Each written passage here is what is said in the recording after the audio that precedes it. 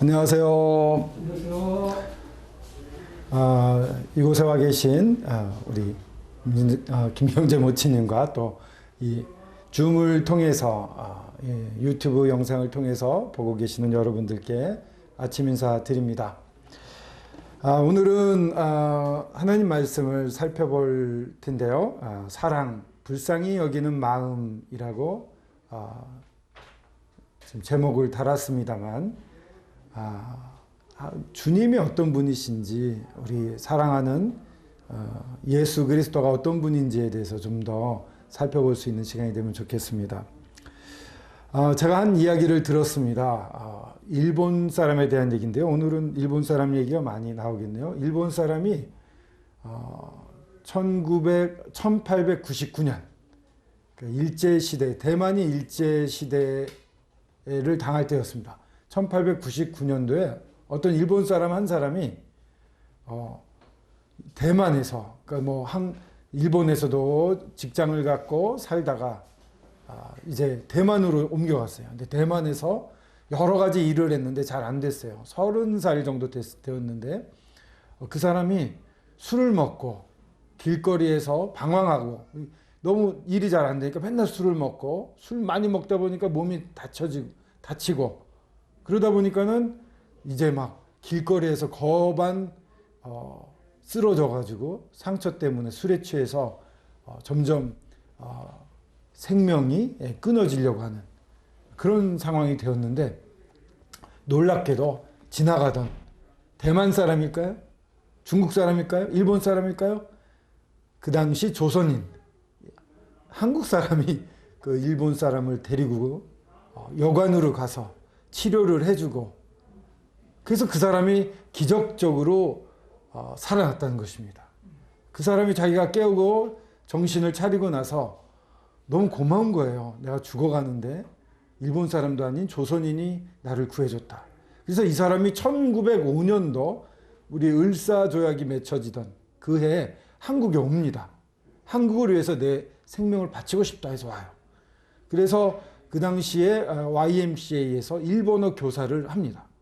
그랬는데 교사직을 하다가 거기에서 이상재라고 하는 이 크리스천이시면서 또한 독립운동가를 만나게 됩니다.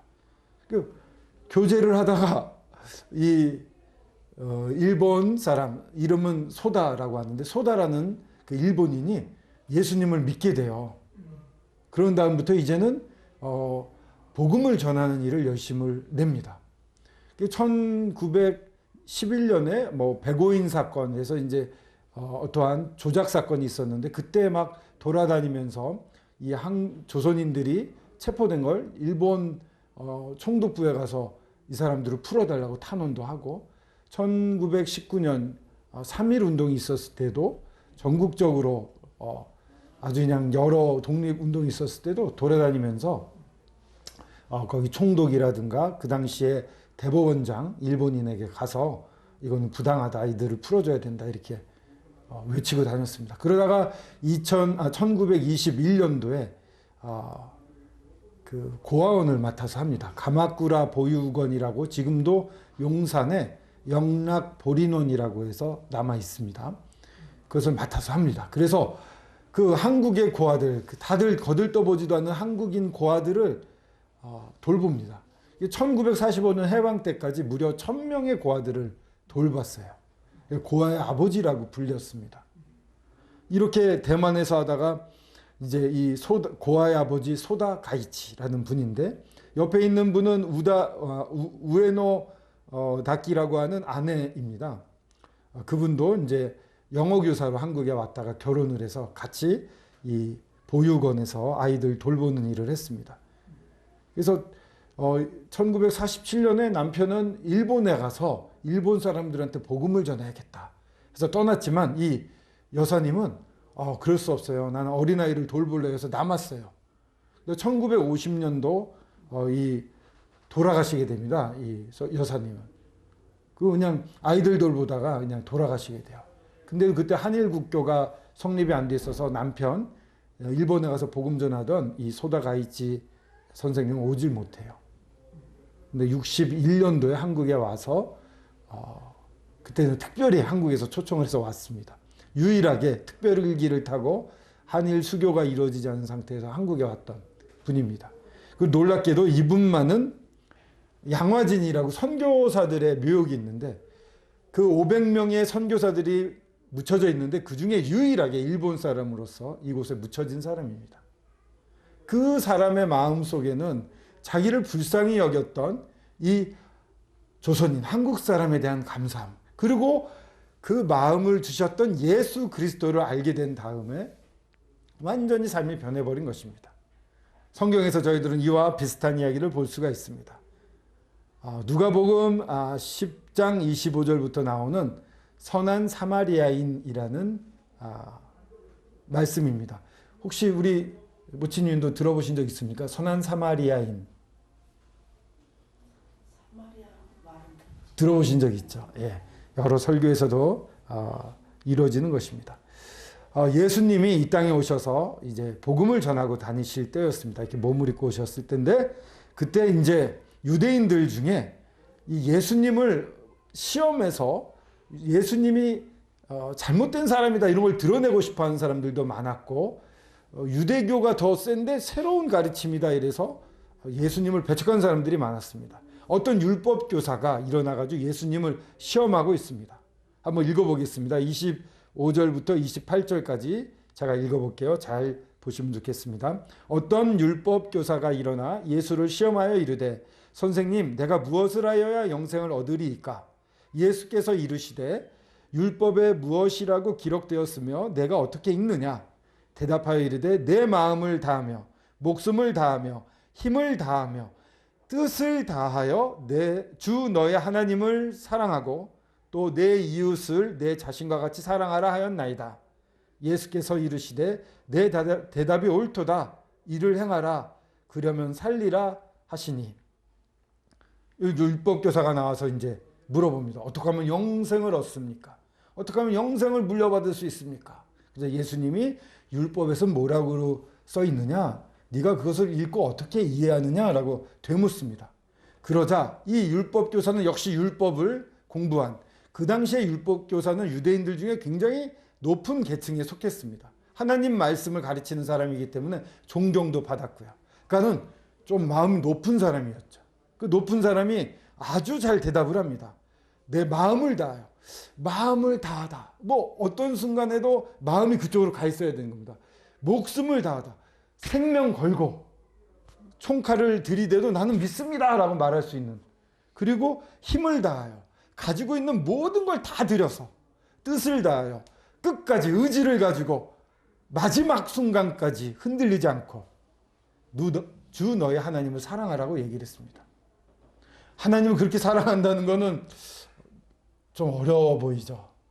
그렇습니다. 사람이 이렇게 살기는 어렵습니다. 근데 그와 마찬가지로 내 이웃을 내 자신같이 사랑하라. 하나님을 사랑한 것처럼 나도 대접받고 싶을 것입니다. 그렇게 하나님 사랑한 것처럼 이웃도 사랑하라. 이렇게 얘기를 하고 있는 것입니다. 그랬더니 예수님이 참 네가 말을 잘했구나. 그렇게 살면은 영생을 얻을 수 있어 라고 답을 해주셨습니다. 여기서 한 가지 살펴보고 싶은 게 있습니다. 이 율법교사가 예수님을 진짜 잘 알고 있었을까요? 어떻게 생각하십니까? 예수님에 대해서 제대로 파악을 하고 있습니까? 율법교사가?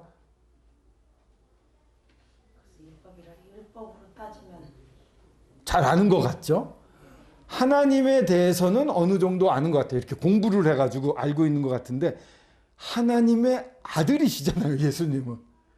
그 영광이 가득 차가지고 천사들도 두 얼굴을 가리고 두 발을 가리고 그냥 날개로 나르면서 거룩하다 거룩하다 다른 말을 못해요. 하나님의 거룩하심이 너무 놀랍기 때문에. 그런 하나님이 우리 같은 몸을 입고 이 땅에 오신 거예요. 아드님이. 이 놀라운 예수님이 오셨어요. 그 기다리던 메시아가 왔는데 이 율법교사는 예수님을 알아보고 있습니까? 못 알아보고 있습니까? 못 알아보고 있습니다. 이게 참 중요해요. 사람들이 하나님을 안다, 내가 하나님을 믿어, 알아 이러면서 가장 큰 문제는 뭐냐면 자기 생각 속에 갇힌 하나님을 이게 하나님이야 라고 자기 멋대로 생각한다는 것입니다. 사람이 만든 하나님이 아니라 사람을 만드신 하나님이 계신 것입니다. 사람의 생각과는 달리 하나님은 너무 크신 분이에요. 내가 이렇다고 생각해 이게 하나님이야. No, 잘못된 것이죠. 마음을 열고 정말 하나님이신가 하고 이렇게 잘 귀 기울이고 내 생각을 내려놓고 정말 하나님 어떤 분인지 하고 집중을 해야 되는데 율법교사는 그러지 않았어요. 딱 선생님 이렇게 말하잖아요. 하나님의 아들 예수 그리스도 메시아로 오신 분을 선생님, 여기서 말하는 선생님은 랍비 이런 것도 아니에요. 그냥 일반 선생님이라는 단어를 써서 선생님 당신이나 나나 뭐 비슷한데 어떻게 생각하십니까? 이렇게 하면서 테스트를 하고 있는 거예요. 하나님의 아들을 테스트하는 거예요. 사람이 이렇게 교만해요. 이러한 모습은요, 율법 교사뿐만 아니라 하나님의 마음을 모르는, 하나님을 믿지 않는 사람들은 다 이런 모습을 가지고 있어요. 왜 그런 줄 아십니까? 삶 가운데서 하나님을 밀어내고 자기 혼자 살고 있어요. 내 인생 가운데 하나님 필요 없어 하고 밀어내고 나 혼자 사는 거, 이거를 다른 말로 죄라고 말하는 겁니다. 성경에서 말하는 죄는 내 인생에서 하나님을 몰아내고 내가 하나님이 되어 사는 게 죄인 거예요. 율법교사가 딱 그러고 있습니다. 정말 그렇게 살 수 없지만 그럼 그렇게 살아봐. 영생을 얻을 수 있어. 라고 예수님이 답을 해줬습니다. 그러자 그 율법교사가 어떻게 나왔는지 29절부터 32절도 한번 다 같이 읽어보겠습니다. 시작. 그 사람이 자기를 옳게 보이려고 예수께 여짜오되 그러면 내 이웃이 누구니이까?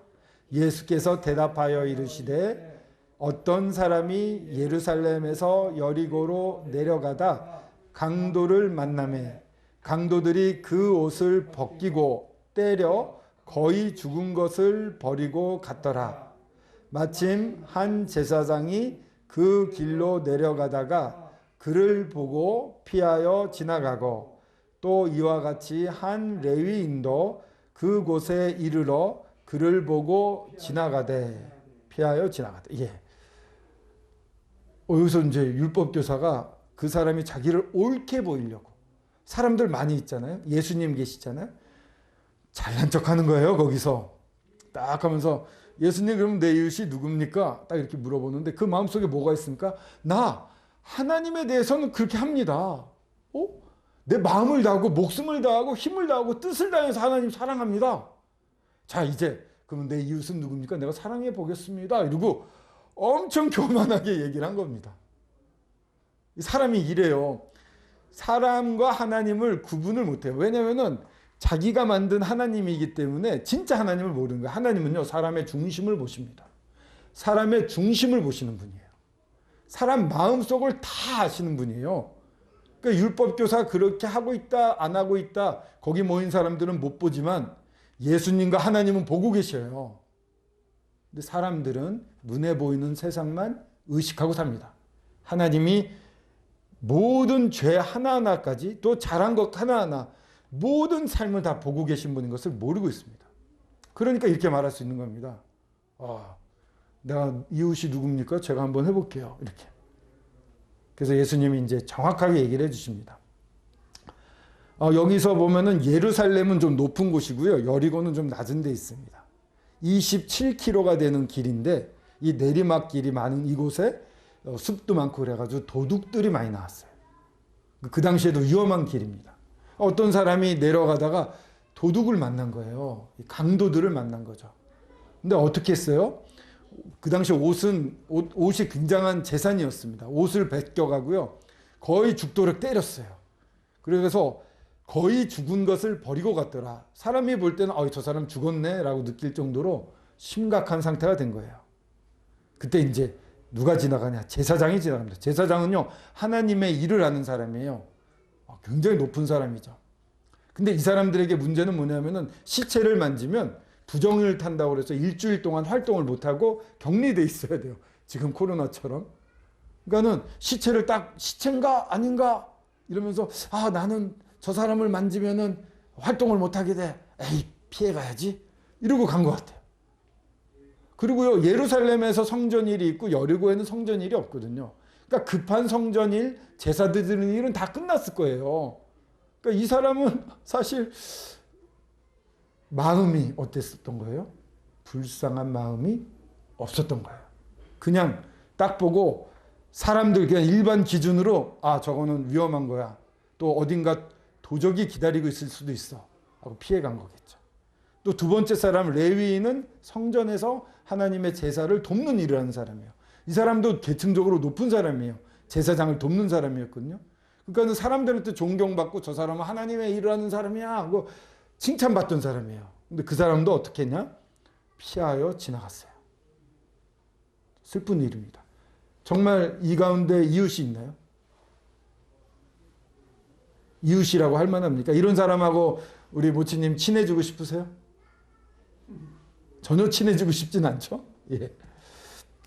자, 33절부터 37절까지도 한번 같이 읽어보겠습니다. 시작. 어떤 사마리아 사람은 여행하는 중 거기 이르러 그를 보고 불쌍히 여겨 가까이 가서 기름과 포도주를 그 상처에 붓고 싸매고 자기 짐승에 태워 주막으로 데리고 가서 돌보아 주니라. 그 이튿날 그가 주막 주인에게 데나리온 둘을 내어주며 이르되 이 사람을 돌보아 주라. 비용이 더 들면 내가 돌아올 때에 갚으리라 하였으니 내 생각에는 이 세 사람 중에 누가 강도 만난 자의 이웃이 되겠느냐. 이르되 자비를 베푼 자니이다. 예수께서 이르시되 가서 너도 이와 같이 하라 하시니라. 거기에 이제 사마리아인이라는 사람이 있었습니다. 사마리아는요, 약간 이스라엘 북쪽에 있었는데 거기는 저기 바벨론이랑 침공받았을 때 가서 그쪽 사람들하고 결혼도 해서 피가 섞였어요. 그래서 사람들, 이스라엘 사람들이 좀 이렇게 배척하고 꺼려하는 사람이었어요. 납잡아봤어요. 지금으로 따지면은 뭐 외국인 노동자, 그들이 결코 그런 사람들이 아닌데 우리가 괜히 한국 사람 많은 사람들이 이렇게 막 차별하고 그러잖아요. 그런 것처럼 이렇게 멸시하고 싫어하는 사람이었어요. 근데 그 사마리아 사람이 여행 중에 있었어요. 이 사람은 정확한 어떠한 목적을 갖고 여행을 하고 있었어요. 바쁜 사람이죠, 마음이. 근데 그 사람이 그 거반 죽게 된 사람을 보았을 때 어떤 마음이 들었냐? 불쌍한 마음이 든 거예요. 모치님, 이거 대단히 중요한 일입니다. 불쌍한 마음은 바로 하나님의 마음이에요. 어떤 상황을 딱 봤을 때 불쌍히 여기는 마음이 하나님 마음에 너무 많은 거예요. 예수님 마음속에서도 너무 많은 거예요. 불쌍히 여기셔서 움직이시는 게 많아요. 이 사마리아 사람은 예수님을 너무 많이 닮은 거죠. 불쌍히 여기서 어떻게 했습니까? 가까이 가요. 마음을 다한 거예요. 그래서 불쌍히 여긴 그 마음 그대로 갔어요. 그래서 어떻게 했습니까? 가까이 갔는데 사실 이거 굉장히 위험합니다. 그 당시에 이 도적들이 사람이 이렇게 쓰러졌을 때 멀리 안 가고 기다렸다가 다른 사람이 가까이 가면 또 그 사람도 해쳐요. 그러니까 자기 목숨도 죽을 수 있다는 위험이 있는 거예요. 그럼에도 불구하고 가까이 갔어요. 마치 목숨을 다하는 모습인 거 아니에요? 그리고 어떻게 했습니까? 그 기름과 포도주를 상처에 붓고, 그 당시에 포도주는 비쌌습니다. 아무나 못 먹었어요. 매일 못 먹고요. 비쌌고요. 기름도 굉장히 고급스러웠습니다. 그것을 그 상처에 다 부어주는 거예요.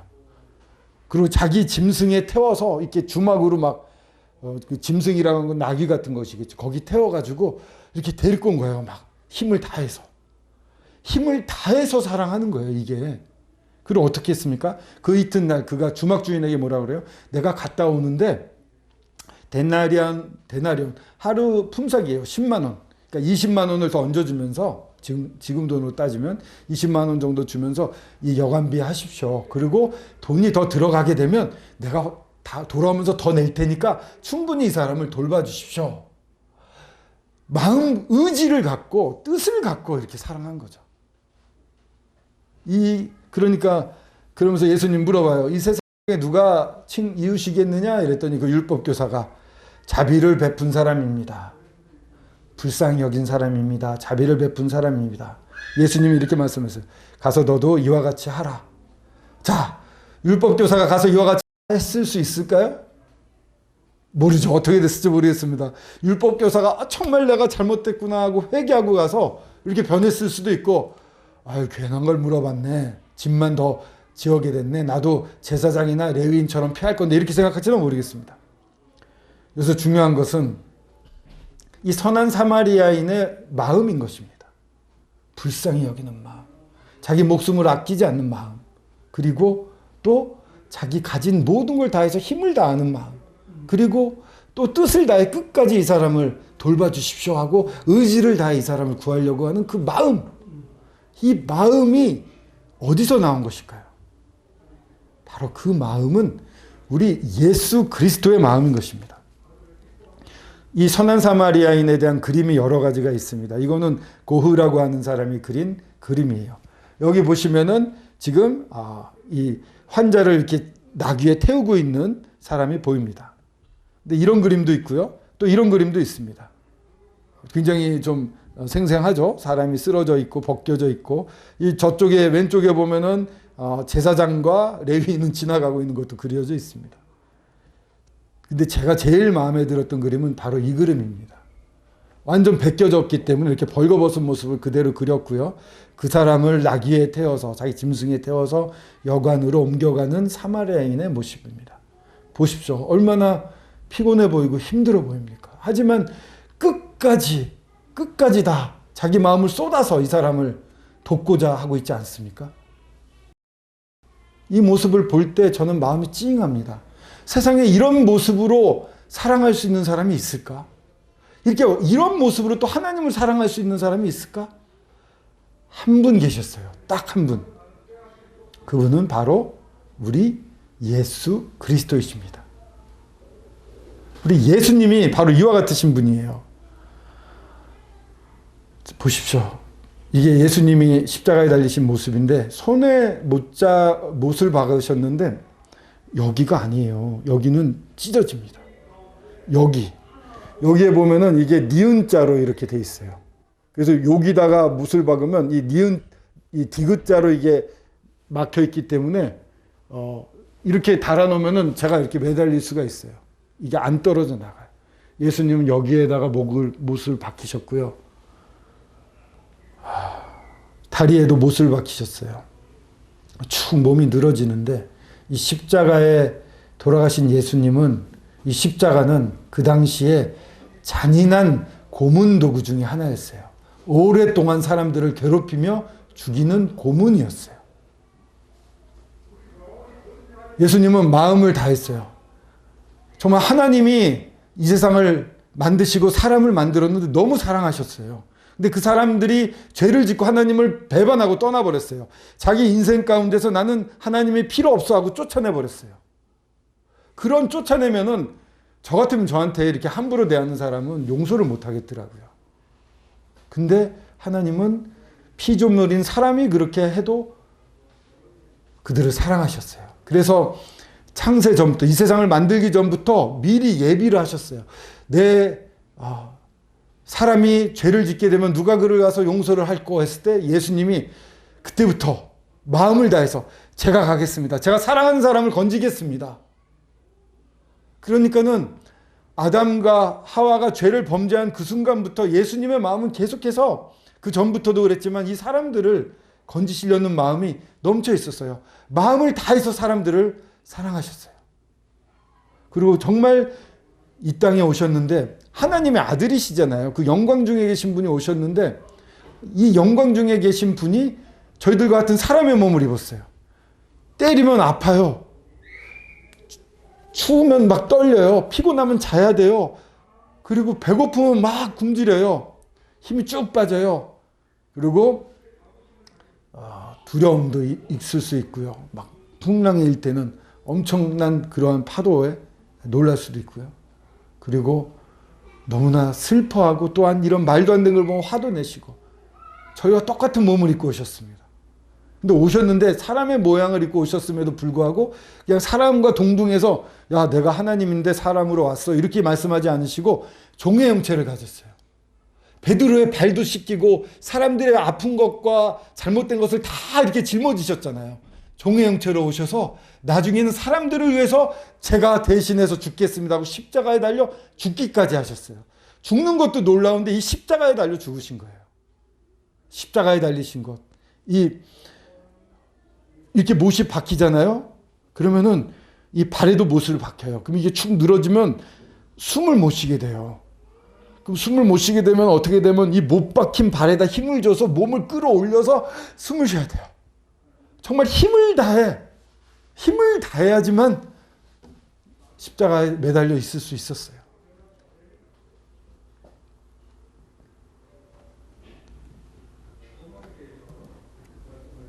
예수님이 마지막에 이렇게 말씀하세요. 예수께서 신포도주를 받으신 후에 이르시되 다 이루었다. 모친님 같이 한번 해볼까요? 줌 보시는 분들 같이 한번 해볼까요? 시작. 다 이루었다. 다시 한번. 다 이루었다. 무엇을 다 이뤘다 라고 말씀하십니까? 예수님이요, 우리의 죄 때문에 우리가 지옥 가고 형벌 가고 그 죄의 짐이 있는데 그것을 십자가에서 대신 다 가져가셔서 다 이뤘다라는 것은 다 지불했다. 테털레스타이라는 말을 씁니다. 그건 다 지불했다는 거예요. 죄의 값을 예수님이 십자가에서 다 지불했다. 이제 다 끝냈다. 외치시고 머리를 숙이고 돌아가셨어요.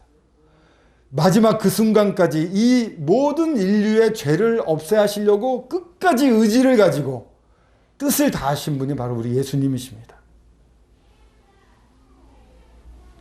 이 예수님이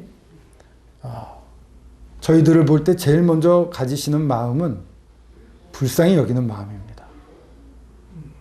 너 왜 이거 못했어? 따지시는 분이 아니에요. 왜 이랬어? 이러지 않아요. 완벽하신 분이에요. 이분은 완벽하셔가지고 공의도 완벽하시고 은혜도 완벽하시고, 그래서 죄를 그냥 설렁설렁 넘길 수가 없어요. 그냥 죄 해결 안 됐는데 용서해 줄게 이렇게 말 못해요. 누군가 대신 그 죄값을 치러야 돼요. 그래서 예수 그리스도가 대신 죄값을 치르신 것입니다. 그리고 그분은 완벽히 사랑의 하나님이세요. 그래서 십자가에서 다 이뤘다 이루고 그걸 통해서 모든 사람을 다 나에게로 이끌어 오시는 거예요. 모든 사람을 맞이할 수 있어요. 예수님 기다리세요. 야, 이렇게 일어났다. 이것을 받아들이겠니? 구원을 받으라 이렇게 말씀하시잖아요. 구원을 받으라. 주님이 이 순간 구원을 이루어 놓으셨습니다. 모든 사람의 구원을 이루어 놓으셨습니다. 이것을 마음으로 믿고 받아들이느냐, 그걸 권하고 계십니다. 이분 너무 좋으신 분이에요. 너무 사랑이 많으신 분이에요. 너무 불쌍히 여기시는 분이에요. 그냥 지나가다 나 지금 이런 일로 더 큰일 해야 되니까 지금 나한테 무슨 말해도 소용없어 하고 듣는 척 하시는 분이 아니에요. 그냥 들으면서도 듣고 있는 척 하시는 분들도 있잖아요. 제일 황당할 때 무슨 얘기하는데 건성으로 듣는 사람 너무 싫잖아요. 이런 분이 아니세요. 우리의 작은 신음, 모치님의 이러한 작은 신음 하나하나, 그것에 대해서 다 듣고 사실은 다 답을 준비하고 계시고 이미 전부 계획을 세우고 계신 분입니다. 너무 관심이 많으신 분입니다. 그분이 그 사랑을 그대로 다 보이셨어요. 그래서 2000년 전에 이 땅에 오셔서 하나님의 아들이 몸을 입고 오셔서 온갖 고난을 받으시고 죄의 삭슨 사망이라 그 사망의 값을 치르시기 위해서 대신 십자가에 달려 죽으셨습니다. 그리고 죽으신 걸로 끝나면 너무 미안하잖아요. 죽으시고서는 그분은 죽고 나만 살면 어떡해요? 그분은 죽고 나만 용서를 받으면 어떡해요? 근데 주님은 사흘 만에 부활하셨어요. 지금도 살아계시고 이 자리에도 와 계십니다. 그래서 너무 기뻐하세요. 나의 이야기를 들으러 왔구나. 그래, 내가 여기서 기다리고 있다. 나에게로 나와라. 이러면서 이렇게 나오시고 이제 품에 안기기를 원하고 계시는 예수님. 그 마음을 우리가 알고 예수님께 나아갈 수 있으면 좋겠습니다. 마지막으로 이것은 1909년 일본의 북해도라는 곳이 있습니다. 홋카이도. 그곳에서 있었던 일입니다. 그 당시에 이제 시오카리라고 하는 고개가 있었습니다. 근데 거기를 아침이 되면은 많은 사람들이 출근을 해가지고 이 열차에 많이 탔어요. 근데 그 당시에 열차는 열차와 열차 사이를 쇠사슬을 묶어가지고 이동을 해가지고 그만 인원이 많이 태운 바람에 낙후가 돼서 이 기차의 맨 마지막 한 양이 열차 한 양이 연결부리가 끊어져서 이렇게 같이 올라가다가 뚝 끊어져서 멈췄다가 뒤로 슬슬슬 하더니 이제 속력을 내서 고개 밑으로 곤두박질 치기 시작을 했습니다. 여기 보시면은 나가노 마사오라는 일본 사람인데요. 이 사람이 그 상황을 마침 이 사람도 출근을 위해서 이 기차를 타고 맨 뒤에 타고 있었거든요. 맨 뒤에 타고 있다가 끊어져서 막 급하게 내려가는 것을 느꼈어요. 그래서 막 뒤로 나가봤죠. 근데 끊겨진 게 보이고 열차는 혼자서 막 내닫고 있었던 것이에요. 한 양만.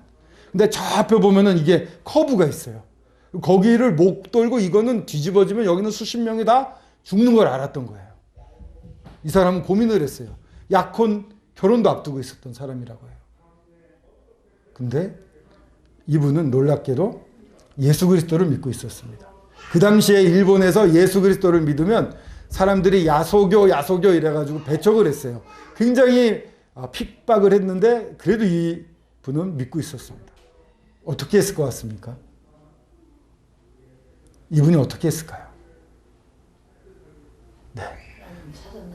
예, 하나님을 믿었던 하나님께 울부짖었을 뿐만 아니라 마음을 다해 이 불쌍한 많은 사람들 목숨을 다해 힘을 다해 뜻을 다해 자기 몸을 던져서 열차 바퀴 사이에 자기 몸이 끼어서 열차가 멈춰 섰습니다. 그래서 수십 명의 사람이 살아나게 되었습니다. 실제로 있었던 일입니다. 이 사람의 마음을 누가 움직였을까요? 이 사람이 바로 예수 그리스도를 알았기 때문에 예수 그리스도가 베풀어 주신 그 사랑을 알고 자기에게 미쳤던 이 죄 많은 나를 용서하시고 자녀 삼으시고 행복하게 해주셨던 함께 해주셨던 이 예수님을 알았기 때문에 그 마음으로 이와 같은 일을 할 수가 있었습니다. 주님을 믿는다는 것은 놀랍습니다. 영원한 생명이라는 것은 유일하신 참 하나님과 그가 보내신 예수 그리스도를 아는 것이다 이렇게 되는데 정말 예수님이 어떤 분인지 알고 하나님이 어떤 분인지 알고 그 가운데 행복하게 사는 겁니다. 그래서 이렇게 무서운 사건에서도 주님을 위해 사람들을 사랑하기 위해 예수님이 이렇게 말씀하셨어요. 내가 새 계명을 주노니 내가 너희를 사랑한 것이 서로 사랑하라. 친구를 위하여 목숨을 버리면 더 큰 사랑이 없다. 이런 말씀을 하셨거든요. 그렇게 사신 분이 예수님입니다. 우리를 친구라고 우리를 사랑하시고 그렇게 죽으셨습니다. 이 죽으신 분인 주님. 마지막으로 함께 읽고 마치도록 하겠습니다. 시작. 내가 진실로 진실로 너희에게 이르노니 한 알의 밀이 땅에 떨어져 죽지 아니하면 한 알 그대로 있고 죽으면 많은 열매를 맺느니라. 이 나가노라는 분은 수십 명을 살렸지만 우리 예수님은 이 땅에 오셔서 죽으시고 정말 그 죽음을 맛보시고 부활하셔서 살아나셨습니다. 그래서 이제는 수많은 열매를 맺게 되셨습니다. 지금 이 순간에 주님께서는 권하고 계십니다. 이 좋으신 주님, 이 자비로우신 주님, 우리를 언제나 불쌍히 여기시는 좋으신 주님을 믿고 그가 하신 일을 믿고 여러분들도 이와 같은 열매가 되어서 주님을 기쁘시게 해드리시면 어떻겠습니까? 좋으신 주님을 믿고 믿기를 간절히 권하고 바랍니다. 이것으로 마치도록 하겠습니다.